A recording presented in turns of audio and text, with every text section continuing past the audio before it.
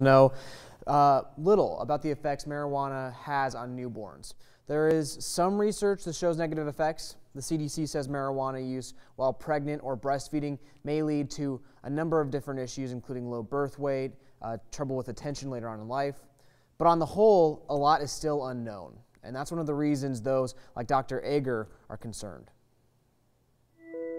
People will tell you that they've read older studies that marijuana doesn't cause any problems. Part of the problem with those older studies is the potency of marijuana increased fourfold from the 80s to 2012. Doing research and getting a good feel for what's actually happening, what the long-term developmental outcomes can be difficult, in part because in a lot of states those aren't legal, and in part ethically we don't think it's the right thing to do. I'm assuming you mean because you're dealing with infants who can't really consent to be a part of a control group or something like that? That's right. Okay, so because we have sort of this handicap in the available research, what do you think mothers should keep in mind going forward as marijuana becomes more and more available? Anything you take in that it's going to affect you is going to affect your baby. There is some recent research that's looked at MRIs in teenagers. We know that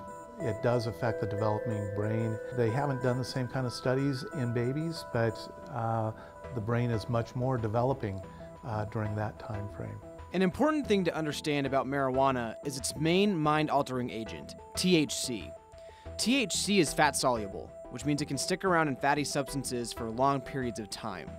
This is important for expecting and new mothers to understand because the developing brains in babies and breast milk can therefore harbor THC.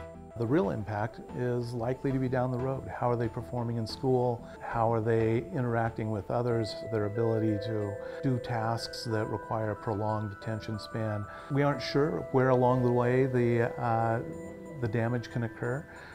We feel that there is potential damage specific to marijuana with the developing brain, and so any mother that's contemplating being pregnant should avoid it. So this is part one of my conversation with Multicare Deaconess about the impacts of drugs on babies. And tomorrow we'll speak about the impact opioid drugs can have. And you'll also meet a nurse from the neonatal intensive care unit who helps these babies as they go through the very painful withdrawal process. So pretty important to understand, but also inspiring when you see these nurses. Brittany?